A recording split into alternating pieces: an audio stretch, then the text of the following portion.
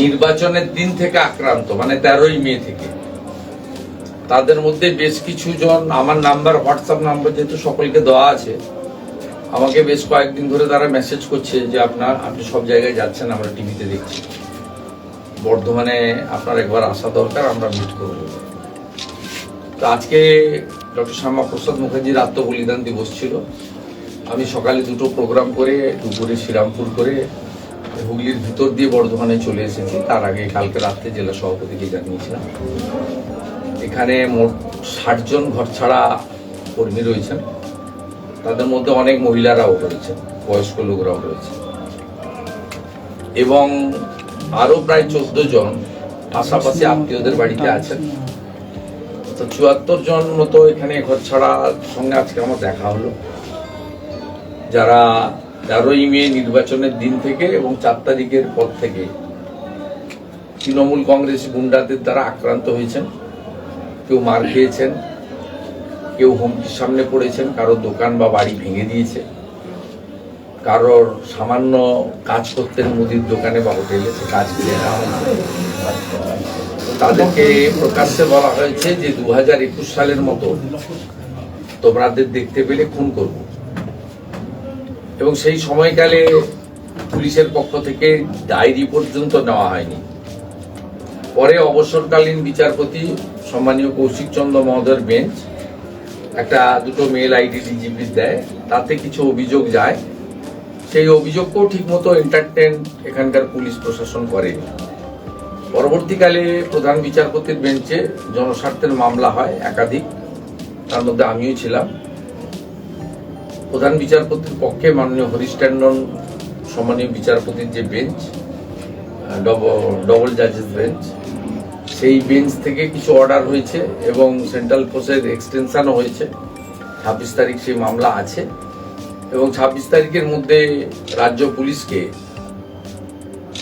একদম সুনির্দিষ্ট নির্দেশ দিয়েছেন উচ্চ ডিভিশন বেঞ্চ, যে সমস্ত ঘর ছাড়াদের প্রোটেকশন দিয়ে বাড়িতে ঢোকাতে হবে।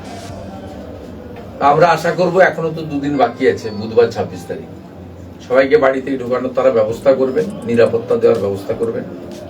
গতকালও এখানে যুব মোর্চার এক নেতার বাবা, বয়স্ক বৃদ্ধ, 60-এর উপর, 65 বয়স, তাকে চড়চাপড় মারা হয়েছে।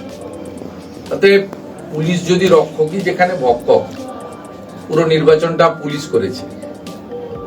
পুলিশ এবং আইপ্যাকের লোকরা এই ইলেকশন সংগঠিত করেছে, তৃণমূল মাঠে ছিল। তা যার কাছে মানুষ গিয়ে নিরাপত্তা পাবে, তারাই যদি তৃণমূল কংগ্রেসের নেতা হয়ে যায়, একটা ওসি ব্লক প্রেসিডেন্ট, এসপি হচ্ছে জেলা প্রেসিডেন্ট, স্বাভাবিকভাবে তারা কোথায় যাবে? আমরা অপেক্ষায় আছি।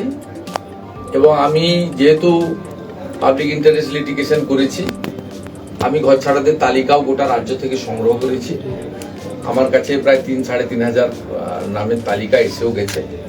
এখান থেকেও আজকে এই 74 জনের নাম, ঠিকানা, মোবাইল নম্বর, পুলিশ স্টেশন নম্বর আমি নিয়ে যাচ্ছি। আমার প্রতিনিধিরা আছেন, তারা নিয়ে যাচ্ছেন। আমি বুধবার দিন হাইকোর্টে জমা দেব, যাতে মহামান্য উচ্চ আদালত রাজ্য সরকারকে, রাজ্যের পুলিশকে, কেন্দ্রীয় বাহিনীকে আরো বেশ কিছুদিন এই রাজ্যে রেখে, এই যে পশ্চিমবঙ্গে যে একটা চলন হয়েছে পোস্ট পোল ভায়োলেন্স, নির্বাচন এলেই ভায়োলেন্স, কোথাও হয় না, গোটা ভারতবর্ষে কোথাও হয় না। পাশের রাজ্য উড়িষ্যাতে সরকারের পরিবর্তন হয়েছে, একটাও বিজু জনতা দলের লোক বা কংগ্রেসের লোক অভিযোগ করেনি বিজেপি তাদের মেরেছে। উত্তরপ্রদেশে সমাজবাদী পার্টি অনেকগুলো সিট পেয়ে গেছে, কোন বিজেপির লোক অভিযোগ করেনি যে তারা আক্রান্ত হয়েছে। ত্রিপুরাতে কংগ্রেস সিপিএম লড়েছে আমাদের বিরুদ্ধে, হেরেছে বিপুল ভোটে, সেখান থেকেও কোনো অভিযোগ আসছে না। একমাত্র রাজ্য যেখানে কার্যত সরকারি সিলমোহর লাগিয়ে দেওয়া হয়েছে, এখানকার এই কালো অধ্যায় চিরতরে শেষ হবে, এই আশা নিয়ে আমি এখান থেকে প্রস্থান করব এবং এদের পাশে থাকার বার্তা দিয়ে গেলাম। দলের পক্ষ থেকে থাকা এবং সামান্য আহারের ব্যবস্থা করা হয়েছে। আমিও আজকে তাদের পাশে দাঁড়ালাম, সহায়তা করলাম, তাদের কিছু জামা কাপড় দিলাম, তাদের সঙ্গে থাকার প্রতিশ্রুতি দিলাম। প্রায় 10-12 জনের কাছ থেকে কি ঘটেছিল শুনলাম। কি সমস্যা আছে শুনলাম। কেউ বলছেন বাড়ি গেলে কি করব, মুদির দোকান ছিল, চায়ের দোকান ভেঙে গুড়িয়ে দিয়েছে, আমি সেখানে গিয়ে দোকানটা তৈরি করবো কি করে, আমার তো কিচ্ছু নেই, আমি তো একদম পেনিলেস, কোনো অর্থই নেই আমার কাছে।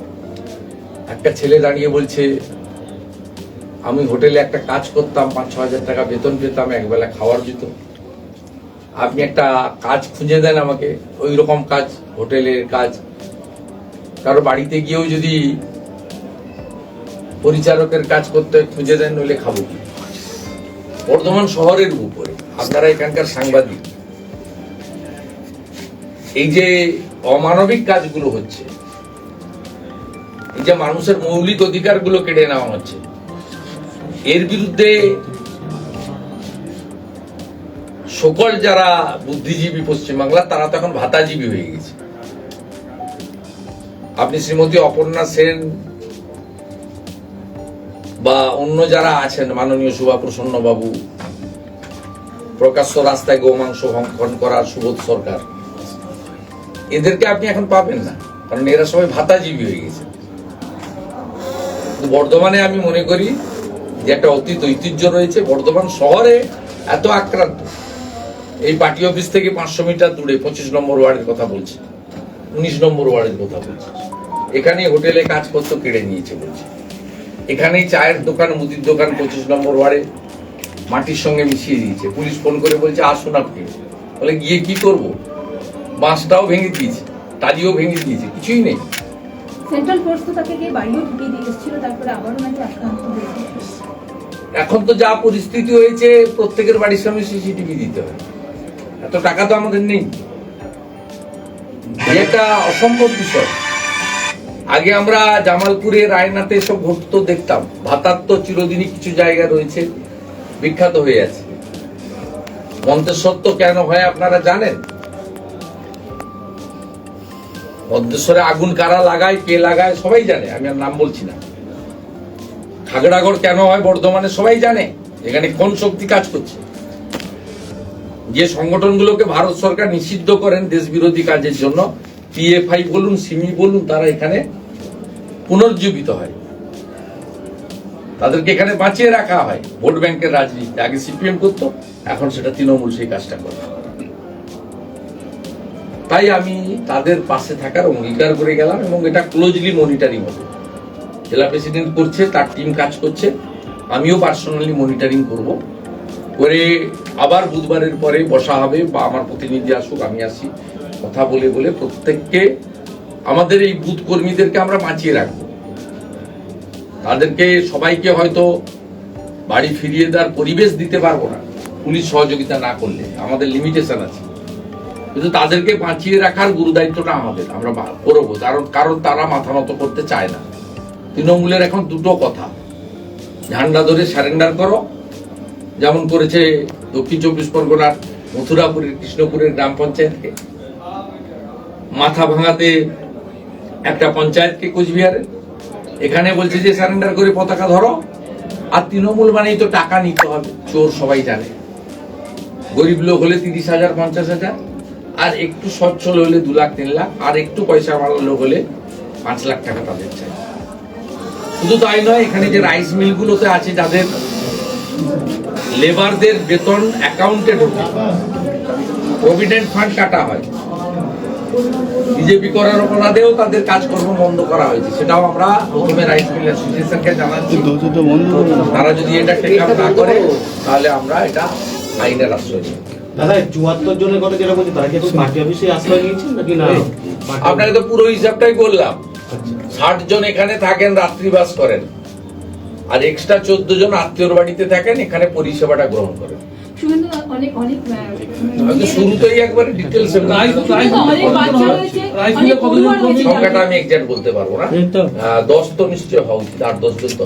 অনেক পড়ুয়াও রয়েছে যারা পড়াশোনারও ক্ষতি হচ্ছে, সেটা আমাকে প্রশ্ন করছেন, আপনার সঙ্গে এসপির কথা হয় না? এসপির সঙ্গে প্রশ্ন,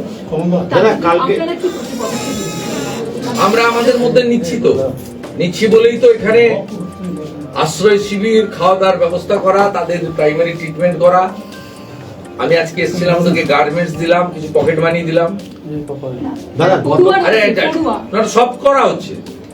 তাদেরকে বইপত্র যাতে কিনে এখানে যাদের থেকে যেতে হবে। আমরা বুধবার দিন কোর্ট যেহেতু একটা নির্দেশ দিয়েছে শুক্রবার, বুধবার তো কাছে, নকিং দা ডোর 26 তারিখ যাতে ঢুকিয়ে দেওয়া হয় সে কথা বলেছেন। এবারে হাইকোর্টের ডিভিশন বেঞ্চের অর্ডার পুলিশ মানবে কিনা পুলিশের ব্যাপার। এখানে তো কোর্টকেও মানে না পশ্চিমবঙ্গে, ওই জন্য এই রাজ্যের মুখ্যমন্ত্রীকে 5 লক্ষ টাকা ফাইন জমা দিতে হয় কলকাতা হাইকোর্টের বারে। ওটা ভারতবর্ষে কোথাও হয় না স্বাধীনতার পরে।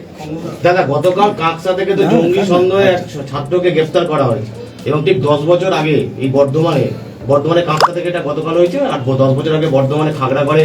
আমি আগেই বলেছি পিএফআই, সিমি, জামাত, হেফাজত, আপনার বর্ধমান থেকেই সিএএ কে এনআরসির নাম করে দাঙ্গা তো এখান থেকে সিদ্দিকুল্লাহ শুরু করেছিল। মনে নেই আপনার 2019 সালে কি হয়েছিল? আজকে সিএএ ইমপ্লিমেন্ট হয়েছে, কোন লোকের নাগরিকত্ব গেছে নাকি? সিএএ হচ্ছে নাগরিকত্ব দেওয়ার আইন। সেদিনকে কি বলেছিল এই বর্ধমানে এই যে জাতীয় সড়ক অবরোধ করেছিল মাদ্রাসা ছাত্রদের নিয়ে, যারা 18 বছর পেরোয়নি, নাবালক, সিদ্দিকুল্লাহ চৌধুরী দাঁড়িয়ে থেকে এখানে অবরোধ করে প্রথম আগুনটা জ্বালিয়েছিলেন তো এই বর্ধমান থেকে। তো এই বর্ধমানেই তো খাগড়াগড় কাণ্ড, কারা যুক্ত জানেন না? গুজরাটের স্বরাষ্ট্রমন্ত্রীর প্রেস স্টেটমেন্ট দেখুন। বাংলায় একটা মুসলিম লোক, তাকে হিন্দু নাম দিয়ে এই বর্ধমান থেকে মাদ্রাসা থেকে সার্টিফিকেট দেওয়া হয়েছে, তার নাম পরিবর্তন করে দিয়েছে মাদ্রাসা থেকে। দেশ বিরোধী কাজের আগড়া হয়েছে। এটা হিন্দু মুসলমানের বিষয় নয়, এটা ভারতীয়দের সঙ্গে অভারতীয়দের লড়াই। যারা অরিজিনাল ভারতীয় মুসলিম তাদেরকেও ভেবে দেখা উচিত। বাংলায় খাল কেটে কুমির নিয়ে আসা হচ্ছে, তাদেরও জমি যাবে, তাদেরও রেশনে ভাগ পড়ছে। বাংলায় এটা ভারতীয়দের সঙ্গে অভারতীয়দের রাষ্ট্রবিরোধীদের লড়াই, এখন হিন্দু মুসলমানের লড়াই নয়। দাদা বাংলায় কি জঙ্গি মডিউল আবার সক্রিয় হচ্ছে, কি মনে হচ্ছে? বাংলা জঙ্গিদেরই তো সরকার। সিমির সঙ্গে যুক্ত থাকা ইমরানকে রাজ্যসভায় পাঠায়, সাম্প্রদায়িক সম্প্রীতি নষ্ট করেন যিনি, তার সিদ্দিকুল্লাহ চৌধুরী রাজ্য মন্ত্রিসভায় স্থান পায়। তা জঙ্গিদেরই তো সরকার। সরকারটা কি ভদ্রলোকের নাকি? 72টা জায়গায় বিএসএফ কে বেড়া তৈরি করার জন্য, কাঁটা তার জন্য জমি দেয় না মুখ্যমন্ত্রী। ল্যান্ড অ্যাকুইজিশন তো কালেক্টরের হাতে। 72টা জায়গা উন্মুক্ত পশ্চিমবঙ্গে, যেখান দিয়ে যে কেউ বাংলাদেশ থেকে ঢুকতে পারেন, বেরোতে পারেন। স্বরাষ্ট্রমন্ত্রী অমিত শাহজি নবান্নতে এসে মিটিং করেছিলেন এই জন্য 2022 সালে, রিজিওনাল মিটিং। আমরা যখন জিজ্ঞেস করেছিলাম ওনাকে যে আপনি এসেছিলেন কেন, বলে আমার মূল উদ্দেশ্য ছিল এই মিটিংটাও করা, সাথে সাথে মুখ্যমন্ত্রীকে অনুরোধ করা যে দেশের স্বার্থে আপনি 72টা জায়গায় খোলা আছে, আপনি জমি দেন, বিএসএফ কাঁটা তার জুটতে পারছে না, প্রোটেক্টেড হচ্ছে না আমাদের দেশের সীমান্ত। এখনো যারা আপনাদের মধ্যে বা অন্য যারা তৃণমূলকে ভোট দেন, প্লিজ রিথিঙ্ক। কোন জায়গায় যাচ্ছে কল্পনাও করতে পারছেন না আগামী 10 বছর পরে কোথায় যাবে পশ্চিমবঙ্গ। দাদা সোনারপুরে তো সোনারপুরে যে কাউন্সিলর অফিস ঢুকে গতকাল যে মারধরের ঘটনা ঘটেছিল, সেখানে 3 জন গ্রেপ্তার হয়েছে তৃণমূলের। আর কাউন্সিলর নিজে বলছেন যে ভয়ে আছি, আতঙ্কে আছি, অফিসে বসতে ভয় পাচ্ছি। কি বলবেন? তৃণমূল কাউন্সিলর ভয় পাচ্ছে অফিসে বসতে। এরকম হয়। আরাবুল ইসলামকে জেল খাটালো কারা? এই তৃণমূলের সব জায়গায় আছে এ টিম, বি টিম, পিসির টিম, ভাইপোর টিম, যুবর টিম, মাদারের টিম। জয়ন্ত নস্কর বাড়াই গেলেন অসুস্থ হয়ে, সেখানে যুব বলে একটা পার্টি আছে শকত মোল্লার, মাদার বলে একটা ছিল জয়ন্ত নস্কর। এ মডেল সর্বত্র আছে, চারিদিকে একই মডেল। এখানেও মডেল আছে, রাসবিহারীর মডেল, খোকনের মডেল। সব জেনে কেন প্রশ্ন করছেন? দাদা কলকাতায় তো 2 কাউন্সিলরের মধ্যে যে গন্ডগোলের ঘটনা, সেই ঘটনা তো দেখা গেল তৃণমূল 2 কাউন্সিলরকে শোকত করছে। আবার কুণাল ঘোষ বলছে যে হুঁশিয়ারিদের আমি বলবো না, বিরাট মাপের নেতা। দাদা প্রশ্নটা ওটা মনীষীদের কথা না দাদা, কুণাল ঘোষ দলের উদ্দেশ্যে আমি মনীষীদের কথা উত্তর দেবো। আমি ছোটখাটো লোক দাদা ওই প্রশ্নটা অন্য দাদা প্লিজ। প্রশ্নটা হচ্ছে আমি এই প্রশ্নের উত্তরই দেবো না, বলুন। আর কিছু আছে ছেড়ে দেন, আমার আরো কাজ আছে, ছেড়ে দেন। ওটা প্রশ্নটা হচ্ছে তৃণমূল কি মানে সংশোধনের রাস্তায় হাঁটছে, এটাই বলতে চাইছি দাদা। এই যে ইয়ে করছে, এই যে বিভিন্ন জায়গায় শহর অঞ্চলে যে দেখা যাচ্ছে বিজেপির ফলাফল ভালো, তৃণমূলের ফলাফল খারাপ শহর অঞ্চলগুলোতে, সেখানে কি ওরা কি বিজেপি? না না, এরকম হলে আপনার এখানে 74টা লোক থাকতো না। বর্ধমান নট অনলি মানে একটা টাউন, বর্ধমানে খুব বড় পশ্চিমাঞ্চলের হেডকোয়ার্টার বলে মনে করি আমরা। বর্ধমান শহরে জাতীয় সড়কের গায়ে ঘর ছাড়াদের নিয়ে দেখা করতে আসা দুপুরবেলা তৃণমূল যদি একটুও শুধরাতো 21 সালের ভোটের মানে ভোট পরবর্তী হিংসা থেকে, তাহলে এবারে এই জিনিস হতো না। সেন্ট্রাল ফোর্স আছে, সেন্ট্রাল ফোর্স চলে গেলে কি মনে হয় যে সেন্ট্রাল ফোর্স আছে মানে প্রেজেন্স আছে। সেন্ট্রাল ফোর্স কার কন্ট্রোল? গাড়ি provide by the state police, গাড়ির driver control by the local police station, central force guided by the local police SI or SI. ঘটনা ঘটছে সেন্ট্রাল ফোর্সের কন্ট্রোল রুমে, অভিজিৎ দা ফোন করছে আপনার সমুদ্রগড়ে কিছু ঘটছে। সমুদ্রগড়ে যাওয়ার অনেকগুলো রাস্তা আছে, তো সোজা এনএইচ দিয়ে না গিয়ে সমুদ্রগড়ে যাওয়ার জন্য যদি কাটোয়া দিয়ে ঘুরে কাল না হয় মেমারি হয়ে যায়, তাতে কত 3-4টে রাস্তা আছে। সমুদ্রগড় যদি অন্য থানার মধ্যে পড়ে, আমি কথার কথা বলছি যে এই যে পৌঁছানোটা কখন পৌঁছাচ্ছে, 12টা ইনসিডেন্ট হচ্ছে, কন্ট্রোল রুমে জানানো হচ্ছে সেন্ট্রাল ফোর্সকে এমন সময় নিয়ে যাচ্ছে 2টোর সময়, 3টের সময়, 4টের সময়, তখন সব ঘটনা শেষ। সেন্ট্রাল ফোর্স চলে যাওয়ার সেন্ট্রাল ফোর্স প্রত্যেকটা জায়গায় উপস্থিত হচ্ছে এবং তারা দিল্লিতে যথারীতি রিপোর্ট পাঠাচ্ছেন। সেই কারণে কেন্দ্রীয় সরকারের লয়ার কোর্টে দাঁড়িয়ে বলেছেন যে পরিস্থিতি এখনো নরমাল নয়, মহামান্য কোর্ট যতদিন চাইবেন ততদিন 400 কোম্পানি, প্রায় 40,000 কেন্দ্রীয় বাহিনী রাজ্যে ভারত সরকার রাখতে রাজি আছে উইদাউট এনি কস্ট। দাদা এই জন্যই বলেছে, কিন্তু central force guided by the, control by the, transport provide by the state police, যার নাম ছোট করে মমতা পুলিশ বলা হয়। যে পুলিশ এই নির্বাচনে তৃণমূলের ক্যাডারের থেকেও নিচে নেমে এখানকার ওসি আইসি এসপিদের বাপ মা মরা দায় বললে যেমন হয় তেমন ভাবে নির্বাচন করেছে। দাদা ইউজি নিটের পর হচ্ছে পিজি নিট, সেই পরীক্ষা সাময়িকভাবে স্থগিত করে দেওয়া আমি হয়েছে। এটা নিয়ে বলবো না, সব জায়গায় সকাল থেকে দুবার হয়ে গেছে। আমাদের যশস্বী শিক্ষামন্ত্রী ধর্মেন্দ্র প্রধান তার সাবজেক্ট তিনি বলছেন এবং খুব কড়া ব্যবস্থা গত 2 দিন ধরে ভারত সরকার নিচ্ছে। ভারত সরকার মেধা নিয়ে, ভবিষ্যৎ প্রজন্মকে নিয়ে এতটুকু কোন ত্রুটি থাকুক, জিরো টলারেন্স নীতি নিয়ে চলছে, আমরা যেটা দেখতে পাচ্ছি অ্যাকশন গুলোতে। বাকি যে স্পেসিফিক কোশ্চেন আছে এর উত্তর, এটা যেহেতু ন্যাশনাল ইস্যু, আমাদের HRD minister mister Dharmendra Pradhan, he is very competent and senior minister, তার সেকেন্ড টার্ম চলছে, তিনি এই বিষয়ে যা বলছেন সেটা আমাদের সকলে। না পিজি নিটটা স্থগিত করে দেওয়া কি এটাও কি দুর্নীতি হয়েছে বলে মনে করছে, মানে সম্ভাবনা আছে দুর্নীতি হওয়ার, তার জন্য কি সিবিআই তদন্ত নির্দেশ দিয়েছে ভারত সরকার। সিবিআই তদন্ত হলে করমন্ডল এক্সপ্রেসে যা হয়েছিল সেটাও যেমন বেরিয়েছে, এটাও বেরোবে, তাড়াহুড়া করার কিছু নেই। पूरा वेस्ट बंगाल में कितना कम कार्यकर्ता अभी भी घर से बाहर है, पूरा राज्य में अभी भी? देखिए हम लोग का पास तो जो सेल्टर में 3,500 से 4,000 है, पूरा प्रदेश में 8,000 तो होगा। बीजेपी वेस्ट बंगाल अभी भी घर फिनाले के लिए कुछ स्टेप लिया है अभी भी? केस कोई स्टेप तो लिया है, शेल्टर होम चालू है, खाने का अरेंजमेंट है, उनको जितना भी उसको इम्यूनिटी जो जरूरत है हम लोग दे रहा है। और on behalf of party LOP के नाते में पब्लिक इंटरेस्ट लिटिगेशन किया। अभी घर छोड़ के बाहर घूम रहे हैं, उन लोगों का फैमिली भी अभी काम पर नहीं जा सकता है, अभी उन लोगों के बहुत दिक्कत में है, बहुत दिक्कत में है। फैमिली के लिए क्या कर रहे हैं? फैमिली के लिए क्या कर रही है? नहीं, फैमिली के लिए तो नहीं, जो घर बार छोड़ के आए, ये जितना भी करना है पार्टी की ओर से, और पार्टी के जो अनुभवी कार्यकर्ता है वो लोग भी पर्सनली कर रहा है, सब मिल के कर रहा है। सुरेंद्र जी, ये सभी डर रहे हैं कि अभी सेंट्रल फोर्स है, लेकिन सेंट्रल फोर्स जाने के बाद उन लोगों पर फिर से हमला हो सकता है, और टीएमसीसी के लिए ये जो एप्रीहेंशन है सही बात है, इसलिए मैं पील फाइल किया। कलकत्ता हाईकोर्ट का डिवीजन बेंच में जो पील चल रहा है, हमारी जो वहाँ एप्लीकेशन है, जो अपील है कोर्ट में, उसमें 1 नंबर डिमांड है आपको Durga Puja central force should stay in Bengal. দাদা মাতঙ্গিনীর নিচে যারা চাকরির দাবিতে আন্দোলনে বসেছিলেন তাদের আন্দোলনে আজকে 2 বছর পূর্তিতে দিদির কাছে চলো এই নামে মিছিল করছেন তারা। মাতঙ্গিনীর ওখানে যারা চাকরির দাবিতে আন্দোলনে বসেছিলেন তারা, আমি ওদের অনুরোধ করব নামটা চেঞ্জ করে পিসির কাছে চলো। এনটিএ যে ডিজি তাকে তো অপসারণ করেছে কেন্দ্র সরকার, সরিয়ে দিয়েছে কেন্দ্র সরকার। এনটিএ ন্যাশনাল আবার চলে যাচ্ছেন ওই পর্যায়ে। আগের প্রশ্নের উত্তর আমি দিয়ে দিয়েছি যে সিবিআই তদন্ত হচ্ছে, ত্রুটি যদি হয়ে থাকে ধরা পড়বে আসল আসামি।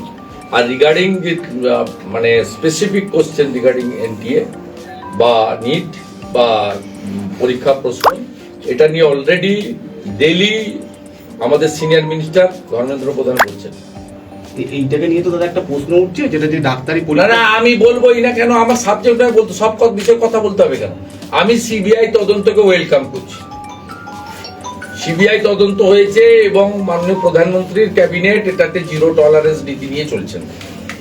পশ্চিমবাংলায় মানিক ভট্টাচার্য, সুবীরেশ সিনহা, এসপি সিনহা এদেরকে বাঁচানোর জন্য ট্যাক্স পেয়ারদের টাকায় সুপ্রিম কোর্টে যাওয়া হয়, আর ভারত সরকার কোথাও কোনো দুর্নীতি বা কোনো অ্যানামেলি দেখলে সেটাকে কড়া হাতে দমন করেন। এইখানে difference between union government and state government.